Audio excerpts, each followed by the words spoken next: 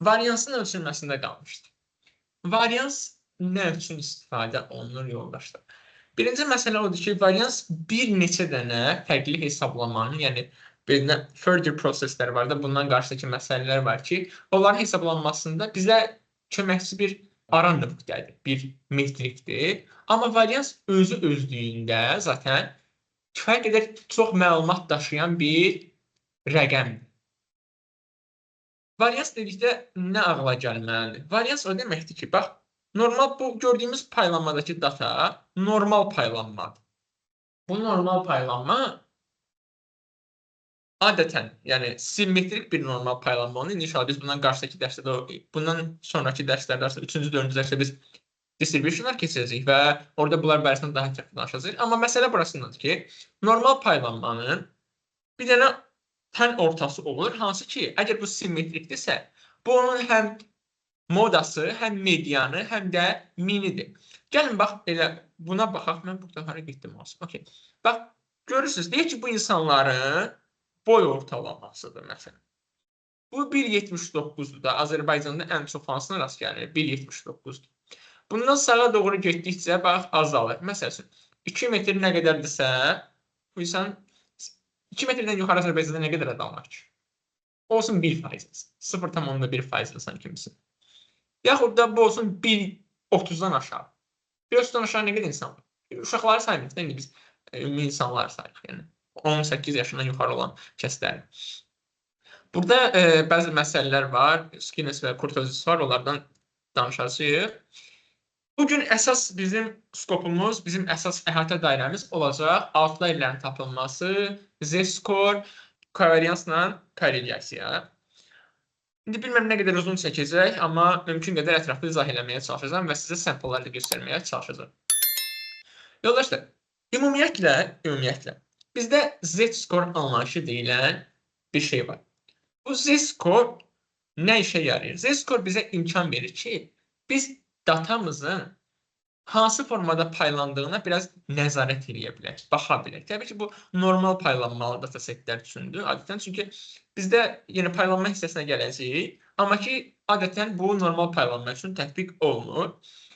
Və z-score-la biz bir neçə şey eləyə bilərik. Bunlardan birincisi, yoldaşlar, ən əsas məsələ outlayerlərin təyin olunmasıdır.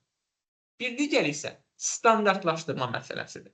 İndi mən sizin hər birinizi ayrı-ayrılıqda tanımıram, amma ola bilər ki, aranızda machine learning-lə məşğul olan kəslər var və onlar standart scaler, yaxud da min-max scaler anlayışını eşidiblər ən azından. Bu z-score anlayışı bir standart scalerdir. Yəni biz məlumatı ölçəkləndiririk, bir ölçüyə salırıq, scaling edirik. Bu nə deməkdir? Baxın, məsələn, belə deyək də, indi mən buna Excel üzərindən nümunə də göstərəcəm sizin üçün. Deyək ki, nə olsun? Məsələn, ölkələrin ümumdaxili məhsulu GDP-si, yəni Gross Domestic Product-ı. Buna qarşılıq da insanların ortaylıq əmək haqqı. Məsələn, bu halda biz bunlar arasındakı asılılığa baxanda, yoldaşlar, belə çox sıxılacaq bir yerə data. Yəni, bu özü yaxşı bir vəziyyət deyil. Bax, gəlin mən bunu sizə bir dənə burada yeni səhifədə sizin üçün whiteboard açım və həmin whiteboard üzərindən sizə nümunə olaraq göstəreyim. Mənə lazımdır ki, siz bunu intuitiv olaraq başa düşəsiniz. Çünki ümumiyyətlə biz machine learning-də əsasən məsələlərin intuitiv anlamağa çalışırıq ki, çünki modellər işləyəndə və biz datanı hazırlayanda ümumiyyətlə biz başa düşməliyik ki, bunun söhbət nədən gedir. Yaxşı. İndi gəlin belə bir koordinat sistemi çəkək. Bu olacaq, yoldaşlar, bizim GDP-miz, GDP, bu da olacaq bizim monthly average income. Monthly average income. İndi, baxın indi yoldaşlar, məsəl üçün siz 300 manat maaş alırsınız, amma GDP burada nədir? 8 milyondur məsələn, eləmi? Siz 200 manat maaş alırsınız, GDP burada 8 milyon olmasın, məsəl üçün 8 deyək. Bu 80 olsun. Belə. Siz indi bunu böyle 60 deyək bura. 40, 20 və s. Bilirəm, burada çox yaxşı görünmür, amma bunu üzrlə hesab edək. Məsəl üçün, bu nə qədər dedik? Burada 800 manat maaş alırsınız, eləmi? 800. İndi buradan da belə intuitiv olaraq da, məsəl üçün, sonra burada harca 80 milyona hələlik çatmamış, bunu yazaq milyonu qoy, tam dəqiq olsun ki, siz görə biləsiniz, milyonla. Məsəl üçün, gəlib 79 milyona düşən, 75 milyona düşəndə siz alırsınız, məsəl üçün, 7000. Və bu data burada azaldıqca bu ətrafda paylanır, elədir. Baxın indi, burada söhbət nədən gedir? Bizim datamız yuxarı hissəyə yığılıb. Düzdür, biz bunu qrafik olaraq göstərə bilirik. Yəni, bu mümkün də qrafikdə anlayışlıdır.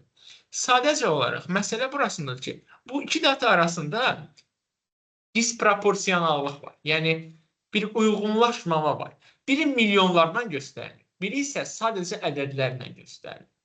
Yəni, bu o deməkdir ki, bunun bir balaca dəyişməsi ilə bu nə qədər dəyişir? Yaxud bunun bir balaca dəyişməsi ilə bu nə qədər dəyişir? Mən onu konkret olaraq görə bilmirəm.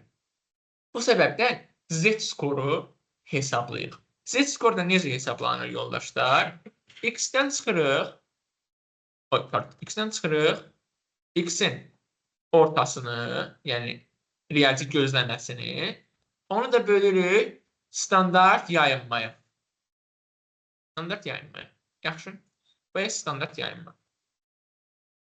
Gəlin, bunu biz sizə bir Excel nümunəsində göstərək. Eləyək. Excel açın. Bizim GDP-mizdir məsələn. Gəlin, rand between deyək. Rand between. Bunu qoyacağım 50 milyon olmuş, milyarda nəsə. 50 milyonla burada mən nə qoyum? 80 milyon arasında. 1, 2, 3, 4, 5, 6. Okey. Burada da illər olsun. 2010, 2011, 2015-ə qədər bunu 2025-ə qədər bunu davam elətdirəcəm. Sanki belə bir data olub burada. Və bir dənə də olsun monthly average income. Bu da Azərbaycandan danışırıq da, məsələn, deyək ki. Yenə rand between deyək, bu random data yaratmaqdan təbii ki, 345 manatla nə qədər olsun? 1000 manat arasında olsun. Elə. Gəlin, bunu bir dənə aşağı çəkək. Sonra mən bu məlumatları kopyalayım, yapışdım. Mən bu hissəni biraz böyüdüm ki, sizin üçün daha aydın və anlaşıqlı olsun.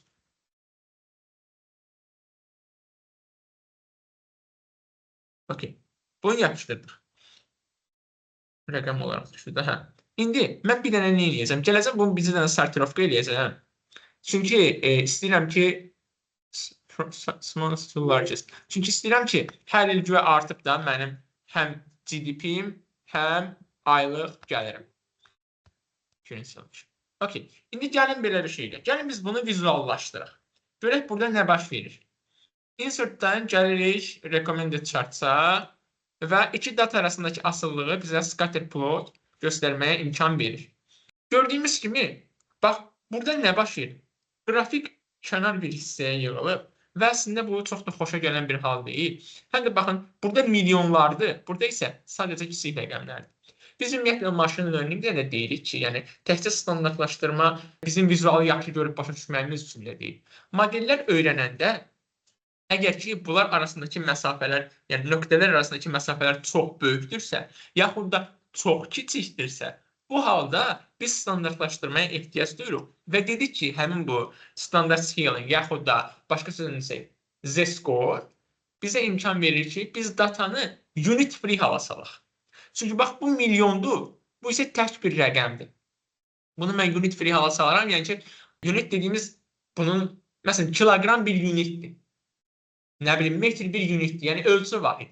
Aydındır. İndi bu vizualı qoyaq bir kənara. Bunu qoyduq bura, biraz heç yaxşı da görükmür. Gəlin indi belə bir şeylə. Biz dedik ki, nə edəcək? Bizə lazımdır bunun bir standart yayınması, bir də bizə lazımdır bunun ədədi ortası, yaxud da riyazi gözləməsi. 1000 olaraq gəlib nə edəcək? Deyəcək ki, bərabərdir average. Nəyi? Bunun average-ini mənə qaytarsın. Bir də yoldaşlar, stdev, yəni standart yayınma və sample-dır, yoxsa population-dır bu sizcə? Bəli, sample-dır. Çünki population çox böyük olur. Bu isə sample, yəni bir neçə dənə deyək ki, içindən götürülmüş nümunədir. Təbii ki, bu sample sıralı ola bilər, bu sample ümumiyyətlə random ola bilər, clusterdən götürülmüş ola bilər, stratified olmuş ola bilər. Bunları təbii ki, sonra danışacağıq. Bu da standart yayınmasıdır. Standart yayınmadan keçən səfər danışmışdım da, elə və sizə, düzdürmü? Və gəlin bir dənə də bunu bura gətirək. Bunu da bura gətirək, bizim üçün hesablasın. İndi mən nə edəcəm? Gəlib deyəcəm ki, GDP standardized, yəni standartlaşdırılmış GDP, bir də MOE standardized. Gələk deyək ki, bax, necə hesablayırıq? GDP-dən çıxırıq GDP-nin ortalamasını. Elə onu da böləcəm. Bu arada gözləyim gələm. Bunu sabitləyirəm ki, dəyişməsin. Onu da bölürəm standart yayınmasını. Və run eləyəndə görürəm ki, -1.93 alır. Gələk bunu aşağıya çəkək. Eynisini, bunu belə eləsəm, MOE də yox, pis fikir. Okey, bunu buradan yığışdıraq. Yenə gələk bunu MOE üçün də hesablayaq. Mostly MOE deyildi o, nəsə, olsun.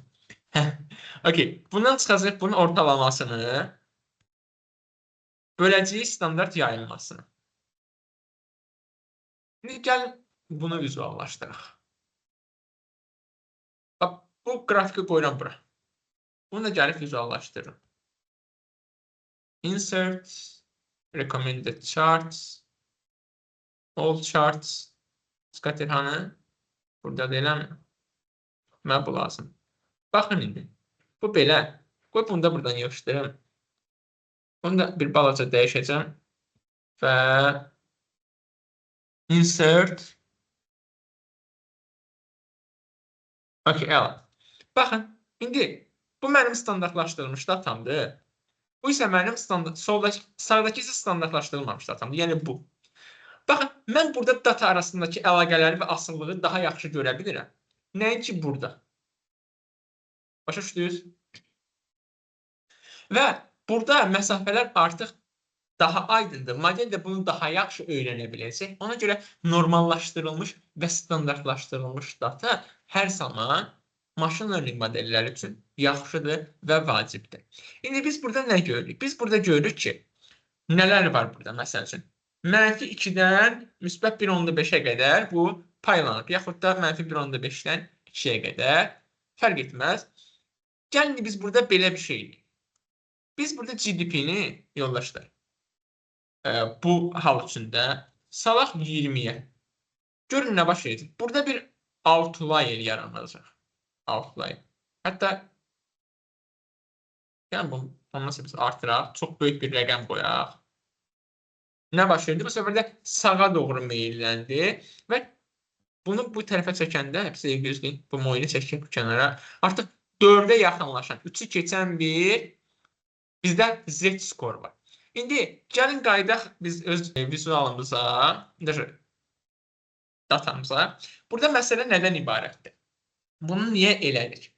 İlk öncə onu deyək ki, bizdəki normal paylanmalı datasetin, yəni bax bunu, mouse işləsən, normal paylanmalı bir datanın, bir sütunun məlumatların 68%-i riyazi gözləmənin, yəni normal paylanmanın ortasındakı bir qırıq xətt var. Həmin o xəttdən bir standart yayınma, yəni bir standart deviation sağa, sola olarsa, o zaman bu hissədə datanın 68% yerləşir. Bu hissədə datanın 68% yerləşir. Və zaten standart yayınmanı S-ə böləndə, yəni standart yayınmanı özünə böləndə bizə 1 qayıdacaqdır, düzdürmü? Yəni, bunu sizə belə vizual olaraq göstərə bilərəm ki, çox güman ki, onu yenidən qarşıdakı slaydlarda görəcəyik, amma o görək ki, standard deviation normal distribution. Bəzi mövzular hamısı bir-birinin içindədir. Biz bunu məcbur olaraq bu formada izah edirik. Bax, artıq biz bunu mərkəzini sıfıra gətirmişik də datanı, elə demək. Sıfırdan Bir standart yayınma bu üzə, bir standart yayınma bu üzə. 34.1, 34.1, 68% məlumat burada yerləşir. Daha sonra iki standart yayınmada məlumatın 95%-i bu aralıqda yerləşir. Bu aralıqda yerləşir. Üçüncü aralıqda isə, yəni 3 standart yayınma o tərəfə, 3 standart yayınma bu tərəfə, məlumatların ən azı 99%-i bu aralıqda yerləşir. Bu nə deməkdir? Yəni normal, simmetrik, normal paylanmanın ətrafında datalar bu formatda paylanır. Ola bilər ki, indi 65%-dən biraz da çox olsun. Yəni belə bir halda gözlənilən yaxşı. Sonra gəlin qayıdaq bura. Dediyimiz kimi, əgər ki modulu, bu Z-skorun modulu üstdən kiçikdirsə, modul nədir? Mənfidirsə də müsbətdirsə, özünü qaytarırsa. 3-dən kiçikdirsə, demək nə qədərdir? 99.7-dir. Yəni bu o demək 2-dən böyük 3-dən kiçik, hə? Təbii ki. Və so values x with large z can be outliers. Adətən deyirik ki, 4 z-dən kənarlaşan, yəni artıq z-si 4-dən böyük gələrsə, bu zaman biz bunu outlier olaraq qəbul edirik. Bax, bu outlierlərlə işləməyin bir yoludur. Bilmirəm, keçən səfər deyəsən belə bir nümunə barəsində danışmışdım ki, məsəl üçün, bunu tez-tez mən həmişə dərslərimizdə istifadə edirəm. Nə deyirik? Deyirik ki, bizim 5 dənə adamımız var. 5 dənə adam 800 manatdan maaş alır. Toplamda 4000 maaş alır ortalama olaraq. Və elə 5-i də böləndə ortalama maaşımız 800 manat. Sonra Ronaldo gəlir girdi içəri və bu adam 1 milyon maaş alır. Bizim 4000 qaliban maaşımızın yanında 1 milyon da Ronaldo maaşıdır. İndi 1 milyon 4000-i 6-ya böləndə ən azı 160 min maaş düşür. Bu demək ki, biz hamımız 160 min maaş alırıq. Amma elə deyil. Yəni dolayısıyla burada outlierləri detekt eləmək hər zaman machine learning üçün vacibdir. Çünki bizdə bəzi modellər var ki, onların assumptionları var və bu assumptionların içində belə bir məsələ var ki, outlierlər olmamalıdır. Çünki bəzi modellər var ki, onlar outlierlərə qarşı həssasdırlar. Məsələn, linear regression modeli. Yadınızdadır, mən sizə izah edəndə deyirdim ki, linear regression nə etməyə çalışır? Arasındakı regresiyanı tapmaqda bir düz xətt çəkməyə çalışır. Hansı ki, o düz xətt bütün nöqtələrdə minimal məsafədə olmalıdır. Varsayıq ki, bizdə bir dənə outlier var kənarda. O ona da uyğunlaşmağa çalışacaq deyə. Modelin nəticəsi və performansı aşağı düşəcək. Bu arada bu hissələrə diqqət edin. Əgər ki, machine learning-dən davam edəcəksinizsə, çünki yəni bunlar sizə intervyuda verilə biləcək suallardan birisidir. Gəlin davam edək. Belə bir maraqlı bir hesablama aparaq. Deyək ki, güman edin ki, siz yəni bir Harvardda yaxud Stanfordda bir tələbə qəbul şöbəsində işləyirsiniz. Və sizdə SAT skorlar gəlir. SAT skorlar da bilirsiniz, 800 məsələn olur, 800-də reading comprehension nəsə belə bir şey olur, oxuyub anlama. İndi bizdə math skoru verilib tələbənin. Deyir ki, tələbələrin ortalama math skoru, yəni riyaziyyat skoru 490-dır. Standart yayınması da 100-dür. 100. Və deyir, siz Z skoru hesablayın. 623. Ben ne edirəm? 620 verilib. Ortalama verilib, standart yayınma verilib. Nə lazımdır ki mənə? Hər şeyim verilib. Deyirəm 620-dən 490 çıxıram. Alıram 130. Onu da bölürəm 100-ə. 1,3. Deyir ki, a score of 620 is 1.3 standard deviation above the mean and would not be considered an outlier. Deyir ki, düzdür. Bax, bu müsbət 1.3 deyə. Baxın, normal paylanmada ortalamadan kənar hissə var. Yenə qaydıram bura, görək. Ortalamadan kənar hissə. Bu ortalamadan sola gələndə, burası 0 daxil. Buradan sola mənfi Z skordur. Sağa isə müsbət Z skordur. Bu o deməkdir ki, bunun məlumatı ortalamadan yuxarıdır. Amma bir outlier deyil də. Məsələn, siz deyirsiniz ki, wunderkidləri götürəsiniz. Belə dəli bir performans eləmiş uşaqları götürəsiniz. O halda, outlier isə lazım ola bilər. Amma indi burada məsələ nədir? Varsayaq ki, bu uşaq 800 bal yığıb. 800 uşaq 490 nə eləyir? 310. 310'u 100'e bölünen neyi? 3,1. Biz dedik ki, adətən 4'ü keçəndə outlier hesablanır. Çox güclü bir performans göstərir. Və müsbət tərəfədir, yəni müsbət 3,1-dir. Çünki məsələn, gəlin götürək ki, bu tələbə 10 bal yığıb. 10 bal yığıbsa, çox güman ki, ya bu ingilis dili bilmir, ya da ki, əqli görünlüyü var. Məsələn, 10 qoysaq, mənfi 480 eləyir. Mənfi 480 100'e bölündə nə eləyir? Mənfi 4,8. Outlier, yəni belə bir performans göstərə bilməkdən ötəri çox belə deyim də, yəni heç nə bacarmamalısın da. Ən azından bir random belə atsan, bəlkə də bunu keçəcəksən. Aydındır, yəni outlier düşür. Belə. Amma özü mənfi formadır. Bu arada outlier olmağı əslində Bəzən yaxşı şeydir. Bax, sizdə nəsə bir gözləmədiyiniz yaxşı müsbət bir tendensiya var. Məsəl üçün, siz satış edirsiniz və aylıq satışlarınıza baxırsınız. Görürsünüz ki, məsəl üçün, iyul ayında sizin satışlarınız outlier performans göstərir. Yəni, hamısını keçib də, yəni dəhşət bir satış olur. O demək ki, yəni sizdə artıq nəsə bir səhlənmə var. Artıq bunun arxası gələ bilər. Aydındır? Yaxud da mənfi outlier varsa, siz onu nəzarət eləməlisiniz ki, niyə görə var? Onun belə deyim, qarşısını almaq məqsədli çalışmalar aparmaq lazımdır. Excel'də bunu edən xüsusi bir funksiya var. Sadəcə olaraq məndə Excel, yəni Pro versiya deyil. Əgər sizdə Pro-dursa, ədinlərdən data analiz bölümünü yükləyib, oradan deskriptiv statistik seçib bütün deskriptiv məlumatları çıxarda bilərsiniz. Bunlara məsəl üçün evin qiymətləri isə, evin ortalama qiyməti 600 mindir, məsələn. Standart xətası nədir? Standart xəta yoldaşlar, ümumiyyətlə, standart yayınmanın kök altda ensemble-a bölünmüşüdür. Yaxşı. Kök altda sample size-a bölünmüşüdür. Medianı bilirik, modanı bilirik, standart yayınmanı bilirik, varians nədir bilirik. Kurtoz bunu keçməmişəm hələ. Amma bu demək ki, burada data çox dik bir formada paylanıb. Skewness ondan danışacağıq. Range hansı aralıqdadır, ən böyükdən ən maksimumdan minimuma çıxır. Zaten görüşü 2 milyondan 100 min çıxanda bizə 1 milyon 900 min qalır. Və sum olaraq desək, sum hamısının cəmidir, count isə sayıdır. Aydındır?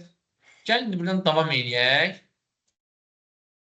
Bax, dediyim bu data analiz bölməsi, data tabı altında, data analiz bölməsində deskriptiv statistika ilə çıxarda bilərsiniz. Ona görə quraşdıra bilirsiniz, onun içində çoxlu maraqlı şeylər var. F-testlər var, T-testlər var, moving average'lər var, ANOVA-lar var və s. Bunlar çox maraqlı məsələlərdir. Bunlar çalışacağım sizə çatdırım inşallah qarşıdakı dərslərdə. Təbii ki, hal-hazırda başlanğıc hissələri də nəzərə alaraq güclü ola bilsin ki, kiminsə ümumiyyətlə anlayışı yoxdur. Yəni, bu tələbələrdə nəzərə almalıyıq. İndi gəlin biraz belə bir üstündən keçək ki, ümumiyyətlə deskriptiv statistika, biz bayaq sample-dan danışırıq, düzdürmü? Population-dan danışmamışdıq. Adətən sample-da, sample and population adlandırmaları arasında biraz fərqlər var. Baxmayaraq ki, çox eyni şeylərdir, eyni mahiyyətdədirlər, amma aralarında kiçik fərqlər var. Məsəl üçün, population-ı biz describe eləmək istəyəndə, onun parametrlərindən artıq bəhs edirik. Və onlar Yunan hərflərinə işarələnir. Bayaq nə yazmışdıq? X yazmışdıq. X-in üstünə xətt qoymuşduq. Demişdik X orta və S deyərək standart yayınma demişdik. Eləmi? Amma indi burada fərqli cür işarə olunur. Important population, vacib population parametrləri population ortalamasıdır, variansıdır və standart yayınmasıdır. Bayaqkində olduğu kimi. İndi burada sample size digərində kiçik n idi, eləmi? Burada nədir? Böyük. Çünki nəticədə population daha böyükdür, eləmi? Yəni, məntiqlə baxsaq, böyük n-dən işarə edə bilirik. Və hesablanma forması da nədir? Bütün hamısını toplayırıq x-dərin və n-ə bölürük. Burada yeni bir Yunan işarəsi çıxır qarşımıza. Mü. Mü zaten ortalama deməkdir, elə direkt. Population mean, population size, x-idəki x-in inci dəyəri. X bizdə əgər insanların boyunun sıralamasıdırsa, yəni bir listidirsə, yəqin ki, bilirsiniz, list əvvəl nədir? Ümidvarım bilirsiniz. Bilmirsinizsə də onu demiş. Yəni, sadəcə bir data strukturudur ki, hansı onun içində müxtəlif məlumatları saxlayırıq biz. Yəni, onun içindən hamısını gedir, iterasiya edir və götürür cəmli sayına bölür. Average of square deviation. Aha.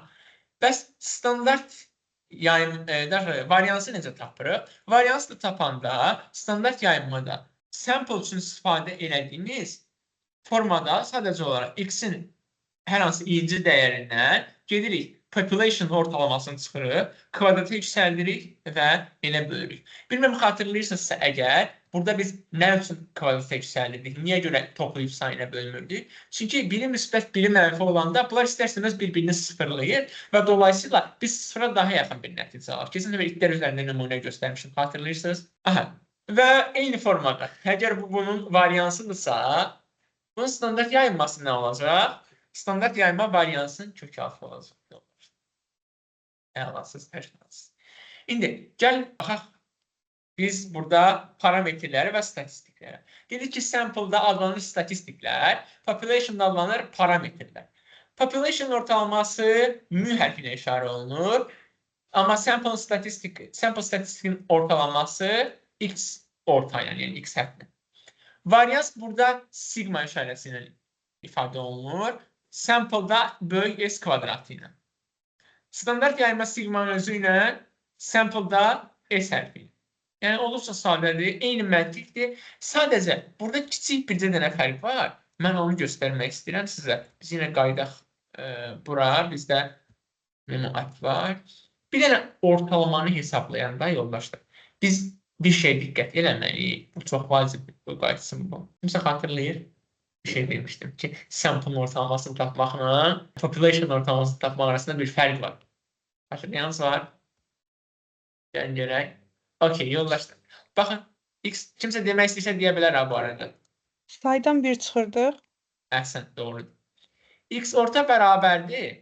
Yəni, sample üçün hesablamada, yoldaşlar. X-dən çıxıram. Bir dəqiqə. X-dən çıxacam. X ortalamanı və gələcəm onu cəmləyəcəm. N çıxaq 1-ə böləcəm. Çünki sample-da həmişə bir azına bölüşüb population-a daha yaxın olsun, yaxşı. Amma mü-ni hesablayanda o şey mü bərabərdir. Yenə eyni məsələ. Bir dəqiqə, pardon, bu nədir? Standart yayınmaya getdik, bir dəqiqə gözləyiz. Yox, yoldaşlar. X ortadan çıxmırıq. X i'lərin hamısını toplayırıq. Kesin demirik. X i'ləri toplayırıq, sayında bir çıxıb böyük. Müdə isə eksilərin hamısını toplayırıq və bölürük onu böyük n-ə. Yaxşı? Əla. Buradan davam edək. Gəlir indi kvartallara. Keçən səfər mən box plotlardan danışmışdım sizə və box plotlarla biz biraz daha yaxınlaşacağıq. Çünki bunlar bizə inferential, descriptive statistikdə çox kömək edir. Çünki bizim datanı başa düşməyimiz İndi inşallah işləyəndə görəcəksiniz ki, qarşınıza data çıxır. Siz bu proyektdə sadəcə olaraq, belə deyim də, modellə bağlı ola bilər ki, 10 günlük, 15 günlük bir kod yazacaqsınız maksimum, ən pis halda. Amma 3 aylıq bir layihədirsə, qalan hissəsi datanın toplanmasıdır, təmizlənməsidir, onun başa düşülməyidir. Çünki yəni, açığı ağzına gələn modeli yazıb, sən o production'a göndərə bilməzsən. O səni artıq production'da yanıldacaq. Bu isə həm şirkətə pul baxımından, həm də reputasiya baxımından itki deməkdir. Kvartallar anlayışı var. Kvartal dediyimiz dörtlük deməkdir. Bu deməkdir sadəcə olaraq. Bizdə data 100% eləmi? Biz onu 4 hissəyə böləndə əlimizdə 25% hissələr qalır. Gəlin bir dənə mediana qayıdışıq. Median nə idi? Datanı azdan çoxa düzəndə tel ortada dayanan, yəni elə bir rəqəmdir ki, elə bir element ki, datanın 50% buradan aşağıdadır, say olaraq. 50% bundan yuxarıdır. Sizdə 7 dənə element var. Bu medianın azdan çox üstündə 4-cü elementdən. Niyə görə? Çünki 3 dənə bundan aşağıda yarısı, 3 dənə bundan yuxarıda yarısı. Düzdür? Yaxud da sizdə 8 dənə element varsa bu səfər. Bunu necə tapırıq da? En üstə gələk 1 bölək 2-dir də, yəni bu. 4-ün üstünə 1 gəlirik, bölürük 2, 4,5. 4,5-dən aşağı yəni 4-dür, yuxarı 5-dir. Onları toplayıb ortalamasını götürürük. Yaxşı. Burada da eyni formada 25% hissələrə bölə bilərik. Bizdə indi 15 dənə məlumat varsa, bunun 25%-nə nə düşür? 250, o da 125. 15 nə dedik? 375. İlk 3 dənə məlumat, ilk 3 dənə məlumat, data bizdə 25%-ə daxildir. 375-i 2-yə vuranda nə edir? 7,5. 7,5, yəni 7 dənəsi 50%-ə qədərdir. Növbəti 7 dənəsi 50%-dən yuxarıdır. Bu bizə yoldaşlar eyni formada box plotda outlierləri detekt eləməyə kömək edir. Burada 0-cı, 1-ci, 2-ci, 3-cü və 4-cü kvartal deyə bilərik. Adətən bizə 1, 2, 3-cü kvartallar lazım olur. 1-ci kvartal 25% kvartaldır, 2-ci kvartal 50% yaxud da mediandır, 3-cü kvartal da 75% kvartaldır. Və biz bunu bu formada hesablaya bilərik. Bundan sonra özünüz baxarsınız, mən sizə zaten göndərəcəm. Və nə vaxt ki biz istəyirik ki, bu kvartalları hesablayaq, o zaman nə edirik? Azdan çoxa düzülür. Və əgər burada fractionlar varsa, yəni nisbətlər varsa, 2,5, 7,5, 8,5, bu halda yoldaşlar, biz dediyim kimi də, yəni o 15 hissəsini atırıq, ondan aşağıya baxırıq, ondan yuxarıya baxırıq. Yəni bu qədər. Whole number or fractional half. Okay, bu heç. Bu da yine həmin eyni formada hesablanmalıdır. Gəlin buna baxaq. Bizdə nə var? 11, 12, 13, 14, 10, 16, 16, 17 azdan çoxa doğru düzülüb. Elə neçə elementimiz var? 2, 4, 6, 8, 9. İndi mən bunun əgər 25% kvartalını hesablamaq istəyirəmsə, sayını 4-ə bölərəm də, eləmi? 2 tam %25 edir. 2 tam %25 nədir? Gəlir düşür bu hissəyə. 2 tam %25-ə bəs hansı element düşəcək? 12 ilə 13-ün ortalaması düşəcək. Yəni 12-nin üstünə 13 gələrəm, 25, 12-yə bölürəm, 12,5. Demək, mənim 25% kvartalım 12,5-dir. Bunu yadda saxladıq. Sonra sayaq. Bu medianı zaten 16'dır. Çünki 9 dənə element varsa 5-incisi medianımızdır. Bir də 2 yarımın üstünə gələk. Eləsin 7,5. 7,5-dən hansıdan əlin? 18-dən 20. Çünki 7, 8. Bunlar da toplayıb 2-yə böləndə 19,5 almışam. İndi mənim sualım sizə belədir. Interkvartal range nə qədərdir? Yaş bu sual verməmiş belə izah edin. Interkvartal range 3-cü kvartalla, yəni 75% kvartalla 1-ci kvartalın arasındakı fərqdir. Yəni 75 ilə 25% arasında. Bu 50% datanın təsadüf elədiyi, yəni ortalama ətrafında 50% datanın paylandığı hissədir. Dolayısıyla yoldaşlar 19,5-dən 13,5 çıxıram, alıram 7. Yaxşı. Və 7-ni də 1,5-ə vururam. Aysa 10,5. 12,5-dən 10,5 çıxıram. 2, yəni 2-dən daha kiçik ədəd outlier-dir. 19,5-in üstünə 10,5 gəlirəm. Aysa 30-dan böyük də outlier-dir. Zaten biz bura baxanda, dataya baxanda görürük ki, burada outlier yoxdur. Çünki hamısı demək olar bir-birinə çox yaxın bir ədədlərdir. Yaxşı. Interkvartal range-dən danışdıq. Ətraflı izah elədik. Və bu formada hesablanır. Buna başqa cürə deyirik, yoldaşlar. Danışacağıq. Buna başqa cürə deyirik 5 number summary. Yəni 5 rəqəmdən ibarət icmal. Çünki bizə nəyi verir? X minimumu verir. Kvartal 1-i, kvartal 2-ni, kvartal 3-ü və kvartal 4-ü bizə qaytar. Yəni maksimumu. Hesablanma qaydası da dediyimiz kimi Q-dən Q1-i çıxıb həmin o interkvartal range-i alırıq. Bəs minimumla maksimum necə tapmalıyıq ki, ondan kənarda qalanlar outlier olsun? Interkvartal range 1,5-ə vururuq. Yəni əksər ədəbiyyatlarda bu 1,5 olaraq göstərilir. Dediyimiz kimi bu adlanır həm də 5 number summary. Yəni ki, bizim datamızın nəyini bilməliyik? Ən kiçik nöqtəsini bilməliyik, ən böyük nöqtəsini bilməliyik, birinci kvartalı, ikinci kvartalı və üçüncü kvartalı. Çox qrafik vermişik. Bunu da keçirəm. Yəni eyni şeylərdir. Təkrarlamaq istəmirəm də. Gələk indi burada əsas məsələ. Yoldaşlar, Boxplot çox gözəl bir köməkçi alətdir. Sağ olsun, bizim işimizdə çox yarayır. Amma siz ona aldanmayın. Boxplot bəzən sizi aldada da bilər. Çünki bizə datanın paylanmasını da görmək vacibdir. Ona görə adətən çalışın ki, datanızı təkcə Boxplotla deyil, həm də histogramdan vizuallaşdırın. Ona görə mən sizə nə deyirəm? Deyirəm ki, histogram ən vacib bizim vizuallaşdırma alətlərimizdən biridir. Çünki onunla biz başa düşə bilirik ki, data necə paylanır. Məsələn, bu hissədə görürük ki, konkret simmetrik, hardasa simmetrik, çox gözəl bir normal paylanmadır.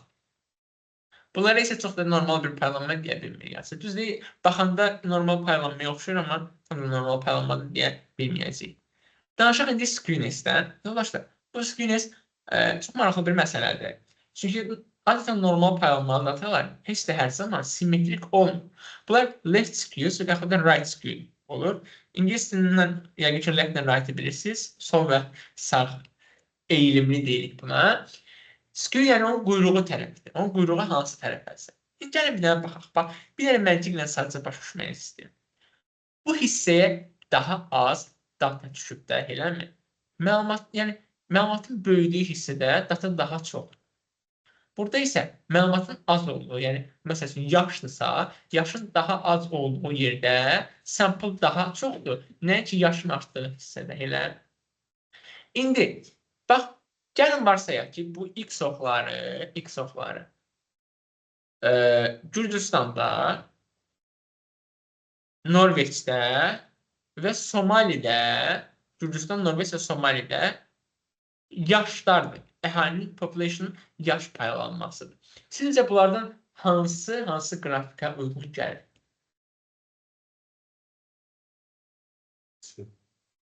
Orta İsveçdir. şey çok. Ense çok. Yox, olsun Norveçin fərqi yoxdur. Hamısının Slovlar çox yaşayan ölkələrdir. Şey, Fransa'nın sınavı yani. Left Norveç'te, Orta Kürdistan'da zaten sonra. Ay sağ ol. Əlasız, eşnasız. Baxın indi, buna baxın. Yoldaşlar, bax, bu yaşlı da eləmi? Burada məsələn 80 yaşlı insanlar olsun. Bax, Norveçdə 80 yaşlı insanlar çoxdur. 30-40 yaşındakı insanlar azdır. Çünki həqiqətən Avropa ölkələrində yaşlı əhali çoxdur. Və zaten yüzü işə seçmir də. Bu isə Gürcüstandır. İnsanlar məsələn 40-50 yaşında insanlar daha çox. Burada isə Afrikada insanlar çox cavan yaşda ölürlər deyə. Onlar zaten çox yaşlı hala qala bilmirlər. Dolayısıyla az yaşda daha çoxdur. Çox yaşlı insanlar azdır. Və bunun box spotuna baxsaq, bax, bu mediandır, eləmi? Bu median oxu bizə göstərir ki, bax, hansı tərəfdə dayanır. Həm bax, bu gördüyünüz kvartal 1, kvartal 3 söhbəti də buradan gəlir. Aydındır? Tamam başlamadı. Bildim siz nə deyirsiniz. Siz elə fikirləşirsiniz ki, bunun bu tərəfi uzundur. Hə, yox, elə deyil. Okey. Və gəlin indi buna bir dəfə də bir riyazi aspektdən baxaq, bir anlayış aspektindən baxaq ki, əgər left skew datadırsa, burada min mediandan kiçikdir. Median da modadan kiçikdir. Çünki baxın, ən çox yer olan modadır da, elədirmi? Və istər-istəməz median modadan aşağıdır. Çünki toplanan sayına bölür. Pardon, median ən ortada duran ədəddir. Yəni istər-istəməz baxanda, burada bir kumulyatlı formada toplananda bu modanı keçə bilməyəcək. Min isə hardasa burada kiçik rəqəmlər çox olduğuna görə ortalaması daha aşağı olacaq digərlərindən. Simmetrik datada min median moda 3-ü də üst-üstədir. Amma right skew'da moda kiçikdir mediandan, çünki burada daha az məlumat var, eləmi? Mediandan, o da kiçikdir mindən. Aydındır? Bu belə. Gəlin buradan davam edək. Hə. Gəlin indi ən əsas məsələyə. Bu biraz vaxtımızı alacaq bir məsələdir. Bu hissəyə xüsusilə diqqət eləməyiniz sizin üçün çox vacib olar. Bizdə bir var covariance, bir də var coefficient of correlation. Gəlin birinci bunu bir intuitiv olaraq anlayaq ki, birinci covariance danışdırsak, görək covariance nədir? Bax, cooperate deyirik də, eləmi? Operate nədir? Bir əməliyyat icra edir. Co nə edir? Cooperate, bax, korporasiya nədir? Birlikdə əməliyyat icra edənlər. Ya da nə bilim, yəni, co nəyin qabağına gəlsə, o birlikdə demək. Variance nə idi? Datanın dispersiyası, datanın mərkəzdən yayınması. Covariance isə iki dənə ayrı dəyişənin bir-birindən o yayınması. Bunu daha yaxşı desək, arasındakı əlaqənin hansı yöndə olduğunu göstərir bizə covariance. Gəlin indi bunu bir riyazi forma olaraq hesablayaq, sonra yenidən Excel-ə qaydacaq. Deməli, covariance nə dahi yoxdur? Covariance odur ki, x-dən gedib x-in ortasını çıxırıq, onu vuruq y-dən y-in ortalamasını çıxırıq. Hamısını toplayıb, sample olduğuna görə n çıx 1-ə bölürük. Ay, sağ ol. Və sadəcə olaraq əlaqənin gücü bizə maraqlıdır. Yəni, hansı tərəfə olur. Yaxşı? Bu qədər. Görün, bundan sonra... Gəlin, bunu biz Excel-də sizin üçün tətbiq edək. Bu qrafikləri silim. Buradan bu məlumatları yığışdırın. Gəlin, bizdə iki dənə dəyər arasındakı biz asıllığa baxaq. Məsələn, x-imiz olsun, yenə rand between-lə mən bunu işləyəcəm. Məsəl üçün, 100 ilə 1000 arasında virgül yox. Semikolon. Okey. Gətirək bunu belə. Bunu da bura gətirək. Bu da olsun bizim y-imiz. Amma mən ya da istəyirəm ki, bu biraz daha fərqli bir rəqəmlər olsun. Məsələn, nə olsun yoldaşlar? Rand 2. Bu da 100 ilə 1000 deyiləm bayaq ki. Bu da 10 ilə 100 arasında olsun. 10 ilə 100 arasında. Və gələk.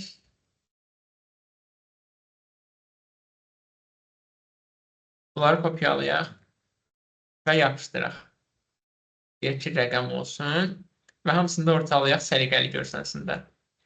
İndi, bax, formulaya bir də qaydıram sizin üçün.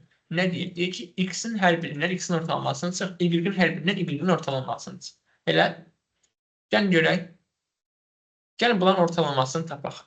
Deyirəm ki, 1000 bərabərdir average. Bunun ortalaması və bir də Bunun da ortalaması. İndi bunların kovariyansını mən tapanda nə eləyəcəm? Gələcəm. Bunların hər birindən laf belə eləyək də. Gəl birinci x-dən hər birindən x-in ortalamasını çıxaq. Alaq o dəyərləri. Sonra onları vurarıq. Gəlin deyək ki x çıxaq x min. Yazaq ki 412. Bundan çıxacaq. Bu dəyəri sabitlədik. Və belə bunu yazaq. Bu da olsun y çıxaq y min. Bu hissə üçün də y-dən y-in ortalamasını çıxacaq. Doğrudurmu? Və gəlirik. Bunu da hamısını həll edirik. İndi bizdən nə istəyir? Deyir ki, get hamısını bir-birinə vur. Yəni mul yazacağım bura, yəni multiplication. Yəni ki, mən bunu vuracağım buna. Elə. Və gələcəm. Bunu da axıra kimi çəkəcəm. Bunun da samını tapım, gəlim. Sam deyim. Və hamısını cəmləyim. 18.000 nə qədərsə. Gəlib bu sam dəyərini də ay yoldaşlar. Gəlin bunu mən bura rəqəm kimi qoyum. Bu sam dəyərini də bölməliyəm nəyə? Bunun uzunluğuna da elə. Gəlib deyirəm ki, bunu böl. Count. Qoy, bərabər qoymamış. Bu bərabərdir. Count. Bunun sayı çıxaq 1. Və bunu da mötərizəyə alaq ki, bölüb sonra çıxmasın. Baxın indi, burada nə baş verəcək? Bizə müsbət bir rəqəm qaytaracaq. 1351, eləmi? Biz bunlar arasındakı kovariyansı tapdıq. İndi gəlin görək ki, bunu elədik. Niyə elədik ki? Bu nə deməkdir? Bax, gəlirəm bu hissəyə. Nə deyir? Deyir ki, əgər x ilə y-in kovariyansı 0-dan böyükdürsə, bunlar arasındakı əlaqə düz istiqamətdədir. Yəni, biri artanda digəri də artır. 0-dan kiçikdirsə, mənfidirsə, onda bunlar əks istiqamətdə dəyişirlər. Və bu nə qədər böyük olsa, o qədər arasındakı əlaqə artır. Amma 0-a bərabərdirsə, ay yoldaşlar, bu demək ki, bunlar bir-birindən asılı olmayan dəyişənlərdir. Yaxşı. Məsələn, gəlin burada belə bir şey eləyək. Buraya yazaq bir dənə 0 və bunun hamısını 0 eləyək. Nə baş verdi bizdə burada? Bu 0 alındığına görə, bizdə burada rəqəm 0 alındığına görə, mən gəlib burada 0-ı nəyə bölsəm? 0-ı nəyə bölsəm? Lap belə eləyək də, bunu biz buradan götürək bu dəyəri ki, bizim üçün konkret bunu avtomatik hesablasın. Gördüyümüz kimi 0 alındı. Lap bu 0 olmasın, məsəl üçün olsun 100 eləmə. Bir sabit bir rəqəm olsun da. Axı, bunlar bir-birindən asılı deyil. Dolayısıyla nə baş verir burada? Asıllıq yoxdur. Yəni, x nə qədər dəyişir, dəyişsin, y həmişə sabit qalır. Düzdürmü? Yəni, məntiqi başa düşə bilirsiniz də, bunun dəyişməyinin buna aidiyyatı yoxdur. Aydındır? Bu belə. It is not possible to determine the relative strength of the relationship from the size of the covariance. Yəni, burada düzdür, çox da əlaqənin nə qədər güclü olduğunu yəni tutmaq olmur. Gələk indi coefficient of correlation, korrelyasiya əmsalına. Bəs bunu necə tapırıq? İndi bunun üçün sizə çox maraqlı bir nümunədə göstərəcəm. Bunun hesablanması isə kovariyansı bölürük x ilə y-in standart yayılmasıdır. Bax, belə də eləyə bilərəm ki, bunu. Gəlirəm, yazarım ki, deyərəm korrel. Nəyi? Bax, bunun arasındakı, mən bu virgülləri bezdirdim. Bunun arasındakı korrelyasiyaya baxa bilərəm. Amma nə qaydacaq mənə? Deyəcək ki, 0-a bölə bilmirəm. Çünki burada 0 söhbəti var idi təbii ki. Amma mən indi nə edəyərəm? Çünki bunun standart yayınmasını alacaq. 0, çünki hamısı 100-dür də, başa düşdük. Gəlin, indi mən bunu yenidən rand between ilə dəyişim. Rand between və bunu nə edəcəm? Biz 10 ilə 100 arasında qoymuşuz da deyəsin.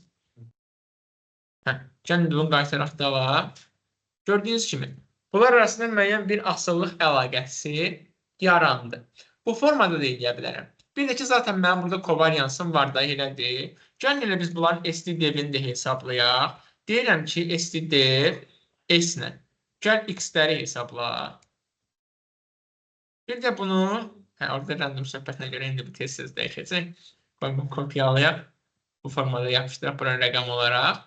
Gördüyünüz kimi müəyyən bir asıllıq yaranır burada. Bunların standart yayınmaları da budur. İndi mən bu dəyəri, bax bu dəyəri, burada deyək ki, covariance. Gəlirəm deyirəm ki, kor bərabərdir aşağıda.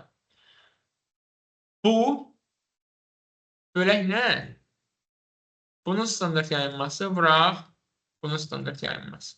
Və gördüyümüz kimi, bax, eyni rəqəmi alıq. Gördünüz, yəni, korun arxasında gedən məntiq də bu idi. İndi görüm, mən burada vizual olaraq, əslində burada qoymuşam. Yoldaşlar, korrelyasiya 1 ilə -1 arasında dəyişən bir rəqəmdir. -1 o deməkdir ki, bunlar arasındakı əlaqə əks asıllıqdır.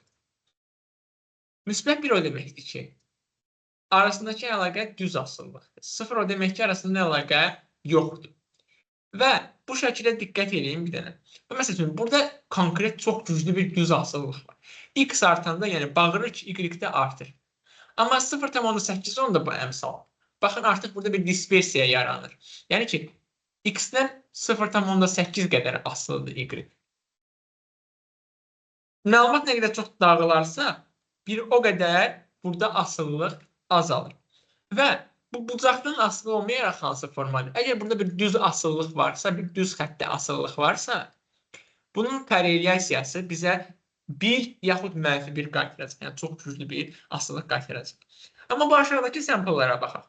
Siz deyə bilərsiniz ki, burada mən asıllıq görürəm axı konkret olaraq, amma bunların əmsalları nə qaytarıb? 0 qaytarıb. Deyir ki, heç bir asıllıq yoxdur. Yoldaşlar, burada söhbət xəttdə asıllıqdan gedir. Bax, mən bunu görürəm ki, burada bir asıllıq var, yəni burada bir dairəvi bir asıllıq var. Burada belə bir W-yə oxşayan bir asıllıq var. Sadəcə bu məlumatlar xəttə asıllıq etibar etmədiyindən biz deyirik ki, bunlar arasındakı korrelyasiya 0-a bərabər. Onlar üçün fərqli hesablama metodları təbii ki var. Və nə deyir? Population coefficient of correlation is referred as P. The sample coefficient of correlation is referred as R. Yəni ki, bu znaklarla işarə olunur. Və bunlar unit free-dirlər, -1 ilə 1 arasında dəyişirlər. -1-ə yaxındırsa, bu demək ki, çox güclü əks təsir, 1-dirsə çox güclü tam, nə deyirik, mütənasib təsir, düz mütənasib təsir. 0-a doğru yaxınlaşdıqda artıq o təsir zəifləyir. Burada da həmin o vizual görə bilərsiniz. Mən bunu sizlə paylaşacağım inşallah birazdan. Burada əslində biz yekunlaşdırırıq. Sadəcə yekunlaşdırmamışdan qabaq bir məsələ ilə bağlı mən sizə çox kiçik bir detal demək istəyirəm ki, correlation, causation yaratmır. Nədir bu correlation, nədir bu causation? Correlation'ı mən sizə dedim. Causation isə səbəb nəticədir. Baxın, belə izah edeyim də sizə.